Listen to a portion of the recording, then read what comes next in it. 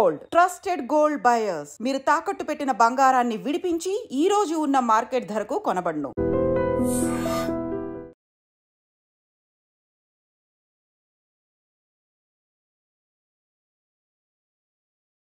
కాశ్మీర్ అట్లాగే పహల్గామ్ని జల్లెడ పడుతోంది మన సైన్యం. ఉగ్రవాదుల కోసం ముమ్మరంగా వేట కొనసాగుతోంది.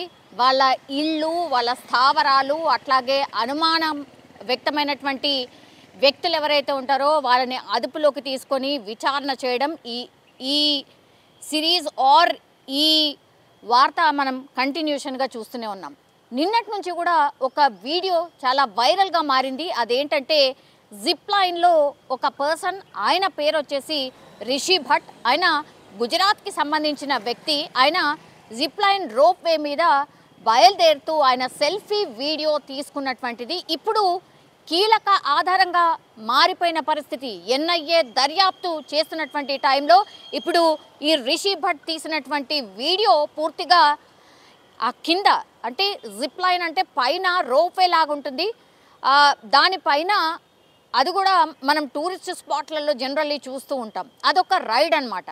సో దానికి సంబంధించి ఆయననే సెల్ఫీ వీడియో తీసుకుంటూ స్మైల్ చేస్తూ ఉన్నటువంటి వీడియో ఇప్పుడు సోషల్ మీడియాలో చక్కర్లు కొడుతోంది. అయితే మనం చూడొచ్చు ఆ పర్సన్ తీసినటువంటి వీడియోలోనే కింద ఈ మినీ స్విట్జర్లాండ్ బైసరన్ ప్రాంతంలో కింద పరుగులు తీస్తున్నారు చాలామంది. అట్లాగే ఉగ్రవాదులు ఎవరైతే కాల్పులు జరపాలనుకుంటున్నారో వాళ్ళు కూడా వేగంగా, ఎక్కడైతే ఈ పర్యాటకులు ఉన్నారో వాళ్ళ దగ్గరికి వేగంగా వెళ్తున్నారు. అట్లాగే పరిగెడుతూ కాల్పులు జరుపుతున్నటువంటి పరిస్థితి అయితే అందులో కనిపిస్తోంది. ఇప్పుడు ఎన్ఐఏకి ఈ వీడియో పూర్తిగా ఒక ఆధారంగా మారిపోయిన పరిస్థితి అయితే కనిపిస్తోంది.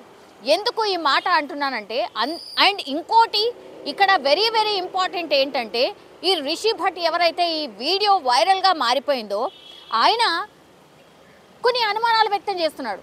యాక్చువల్లీ ఈ జిప్ లైన్ రైడ్ ఏదైతే ఉందో చాలామంది లైన్ కట్టి టికెట్ కొనుక్కొని ఆ తర్వాత వాళ్ళ ఫ్యామిలీస్, దానికంటే ముందు ఒక 2 ఫ్యామిలీస్ జిప్ లైన్ ఆ రోప్ వే నుంచి ట్రావెల్ చేసి అక్కడికి వెళ్ళి నిల్చున్నారు. అంటే ఎండ్ పాయింట్ దగ్గర నిల్చున్నారు. ఈయన కోసం వెయిట్ చేస్తున్నటువంటి పరిస్థితి. అయితే 2 ఫ్యామిలీస్, అంటే దగ్గర అనుకోండి ఒక 8 మంది ఆల్రెడీ వెళ్ళిపోయినారు. ఈయన ఫ్యామిలీకి సంబంధించి ఒక 3, అంటే వాళ్ళ పిల్లలు అట్లాగే వాళ్ళ వైఫ్, వాళ్ళు కూడా వెళ్ళిపోయినటువంటి పరిస్థితి. ఈయన వెళ్తే వాళ్ళ ఫ్యామిలీ దగ్గరికి రీచ్ అవుతాడు ఎండ్ పాయింట్ దగ్గర.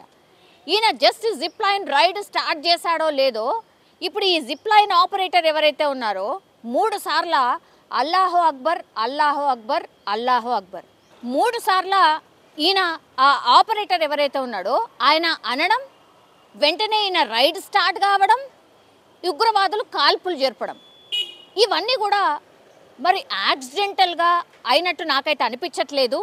ఇది ఒక సిగ్నల్ లాగా అనిపించింది నాకు. ఈ ఆపరేటర్ ఇన్వాల్వ్మెంట్ ఎక్కడో ఉంది. ఈయన అన్న వెంటనే కాల్పులు స్టార్ట్ అయ్యాయి అనేది రిషి భట్ చెప్తున్నటువంటి మాట. ఇది very very serious and very very important. ఇప్పుడు ఎన్ఐఏ అధికారులు ఈ ఆపరేటర్ ఎవరైతే ఉన్నాడో ఈ ఆపరేటర్ని అదుపులోకి తీసుకొని ప్రశ్నిస్తున్నట్టుగా చెప్తూ ఉన్నారు. అంటే అక్కడ ఉన్నటువంటి లోకల్ పీపుల్ ఆర్ మినీ స్విట్జర్లాండ్ని టార్గెట్ చేసుకొని ఉగ్రవాదులు ఈ కాల్పులు జరిపారు కాబట్టి మరి ఆ దగ్గరలో ఉన్నటువంటి ఆర్ ఆ మినీ స్విట్జర్లాండ్లో ఉన్నటువంటి ఈ స్టాల్స్ ఓనర్స్ ఎవరైతే ఉన్నారో, ఇట్లా రైడ్లకు సంబంధించిన ఈ వ్యవస్థ ఏవైతే ఉన్నాయో వీళ్ళందరి హెల్ప్ తీసుకున్నారా, వీళ్ళ ఇన్వాల్వ్మెంట్ కూడా ఉందా, అంటే లోకల్ వాళ్ళ ఇన్వాల్వ్మెంట్ కూడా ఉందా అని అనుమానాలు వ్యక్తం అవుతున్నాయి. మనకు తెలుసు మధుసూదన్ రావు, ఆయన నెల్లూరుకి సంబంధించిన వ్యక్తి, వాళ్ళ వైఫ్ కూడా ఇదే మాట చెప్పింది, ఇదే అనుమానాన్ని వ్యక్తం చేసింది. ఒక స్టాల్ దగ్గర ఫుడ్ తిని బయటకు వచ్చిన తర్వాత ఆ కాల్పుల శబ్దం వినంగానే వాళ్ళ వైఫ్ అడిగిందంట, ఇక్కడ కాల్పుల శబ్దం వినిపిస్తోంది ఏంటి అంటే, లేదు ఇది రొటీన్, అసలు అట్లాంటిది ఏమీ ఉండదు, కుచ్బినయ్యే అని చెప్పాడు అక్కడ ఉన్నటువంటి లోకల్ పర్సన్ అని తను క్లియర్గా చెప్పింది. సో లోకల్ వాళ్ళ ఇన్వాల్వ్మెంట్ ఇందులో ఉందా అనేది కూడా ఇప్పుడు ఇది సెకండ్ వర్షన్. మొన్న మధుసూదన్ రావు వైఫ్ చెప్పింది, ఆ తర్వాత ఇప్పుడు క్లియర్ కట్గా ఈ రిషి భట్ ఎవరైతే జిప్ లైన్ దాని మీద జర్నీ చేస్తున్న వ్యక్తి ఎవరైతే సెల్ఫీ వీడియో తీసుకున్నాడో ఆయన కూడా ఇప్పుడు ఈ ఆపరేటర్ మీద అనుమానం వ్యక్తం చేస్తున్నాడు. ఇంతమంది రైడ్ చేసి ఇక్కడి నుంచి అక్కడికి చేరుకున్న వాళ్ళకి ఎవ్వరికి కూడా అట్లా అరవలేదు.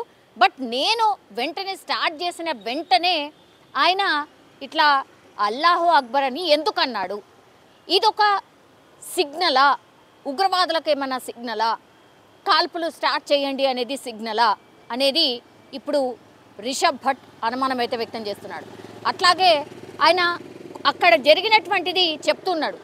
ఇప్పుడు ఆయన స్మైల్ చేస్తూ ఆ వీడియో తీసుకున్న టైం చూసినప్పుడు ఆయనకు అసలు అర్థం కాలేదు. అంటే కింద కాల్పులు ఆయన ఇట్లా స్టార్ట్ చేసిండో లేదో, అక్కడ కింద కాల్పులు స్టార్ట్ అయిపోయాయి. ఒక 20 సెకండ్స్ ఆఫ్ వీడియో మాత్రమే ఇది. ఈ 20 సెకండ్లు ఆయన అట్లా పోయిండో లేదో కింద కాల్పులు స్టార్ట్ అయిపోయినాయి. ఆయనకు కూడా ఆ కాల్పుల మోత వినిపించింది. వెంటనే ఫ్యామిలీ గుర్తొచ్చింది.